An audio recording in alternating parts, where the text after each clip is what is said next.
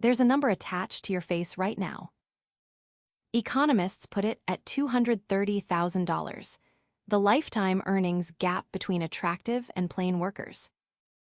But the detail that will really unsettle you isn't the beauty bonus. It's the penalty for not being beautiful, and it started being calculated before you ever sat in a job interview. By minute 7, you'll meet the childhood data that makes this impossible to dismiss. We need to start with a name almost nobody knows, because the story you've been told about where this bias comes from, who discovered it, when, and why is wrong. And getting it wrong matters, because the correct version is considerably more disturbing than the tidy textbook version everyone repeats. Stay with me, the real origin of this effect reframes everything that comes after it. Every psychology textbook, every TED Talk, every explainer video names the same man. Edward Thorndike, 1920.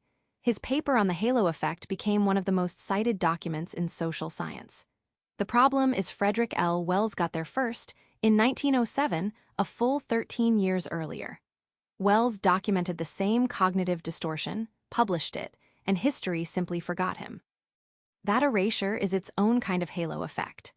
Thorndike had the prestige, the platform, the institutional gravity. Wells didn't. And so the citation trail followed the famous name, not the first finding. It's almost poetic that the bias which rewards attractive, high-status things also rewarded the higher-status scientist. The mechanism ate its own origin story. So what exactly is the halo effect? Here's the clean version. When your brain registers one positive quality about a person, their face, their height, their voice, it quietly assumes their other qualities must also be good. It's not a conscious decision. It happens below the threshold of your awareness, fast and frictionless, like a door swinging open before you've decided to walk through it. The smell of a good first impression is almost literal. Researchers have found that physical warmth, a firm handshake, even ambient scent in a room shifts how we rate strangers. Your brain is continuously running a triage system, not a fair evaluation. It's scanning for cues it can use as shortcuts. Your face is one of the loudest shortcuts it finds. Here's where the numbers enter, and one of them is going to feel like a cold hand on the back of your neck. Hold that thought because the direction of the penalty matters more than the penalty itself. We'll get there in 60 seconds. Economist Daniel Hamermesh spent years quantifying what polite society preferred not to measure. His landmark research isolated appearance as a variable, controlling for education, experience, industry, and geography, and found a consistent beauty premium of about 5%. Attractive workers earn roughly 5% more than average-looking workers. That sounds uncomfortable but survivable. Here is the part that changes the texture of the problem. Hamermesh also found a plainness penalty, and it runs at 9%. 9. That's nearly double the beauty bonus. Being unattractive doesn't just fail to help you, it actively costs you almost twice as much as being attractive helps someone else. The system doesn't balance. It punishes harder than it rewards. Run that 9% across a full working lifetime, 40 years, average American wages, standard career progression, and the gap between the most attractive and least attractive workers accumulates to approximately $230,000. That's not a rounding error. That's a house down payment, a child's college education, a retirement account. Entirely appearance-based. No skill differential required. And this is where the story stops feeling like an abstract economics lecture and starts feeling like something that happened to you specifically. Because the research doesn't stop at the interview room, it reaches back further, much further. In a moment, the finding that relocates this entire problem to a place you couldn't have defended against. Before we get to the childhood data, it's worth sitting with the mechanics of why the penalty is asymmetric, why ugliness is punished harder than beauty is rewarded. The leading explanation is rooted in negativity bias. The human brain weights losses more heavily than gains. An unattractive face doesn't just fail to trigger positive associations. It actively triggers mild aversion. The signal goes negative, not neutral. That aversion compounds quietly across every professional interaction you have: performance reviews, salary negotiations, client introductions, letters of recommendation.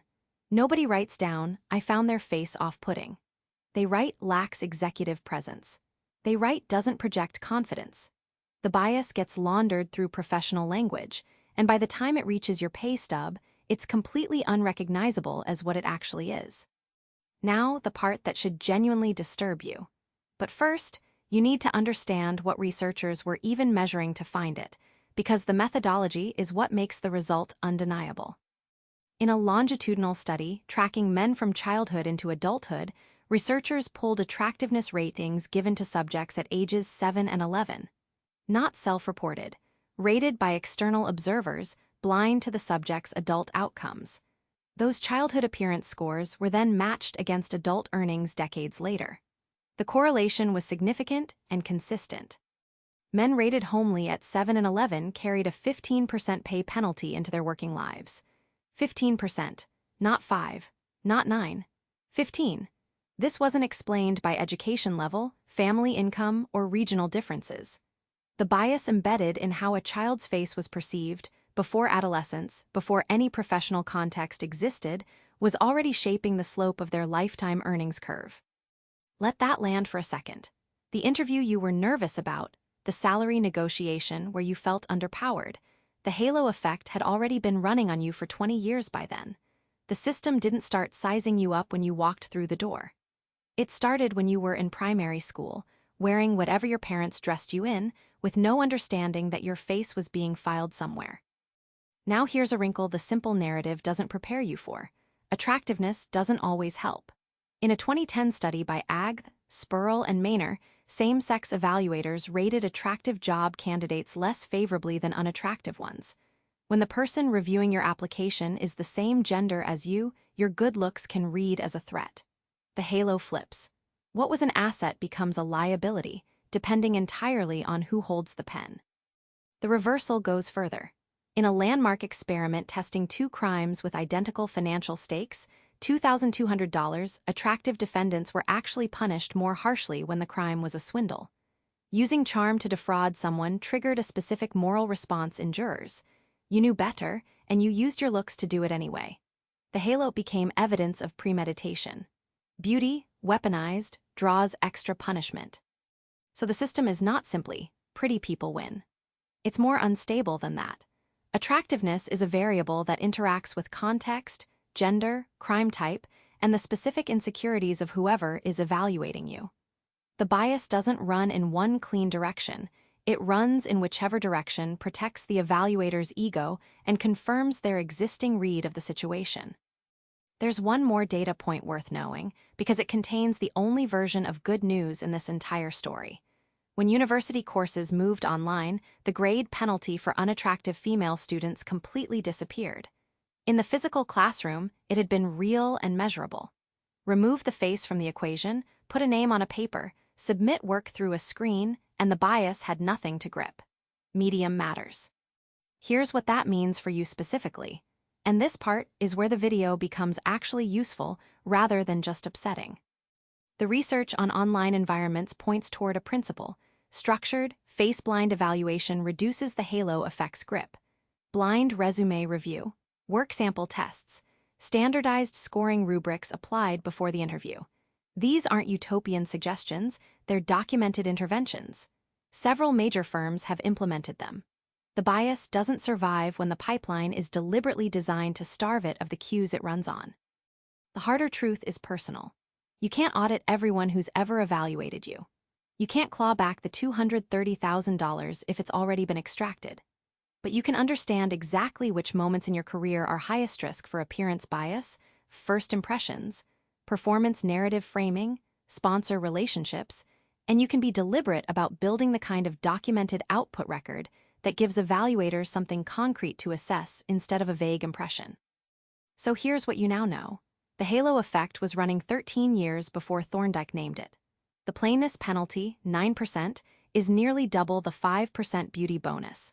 That asymmetry compounds to $230,000 over a lifetime, and for men rated homely at 7 and 11, the 15% penalty was already accruing before the first resume existed.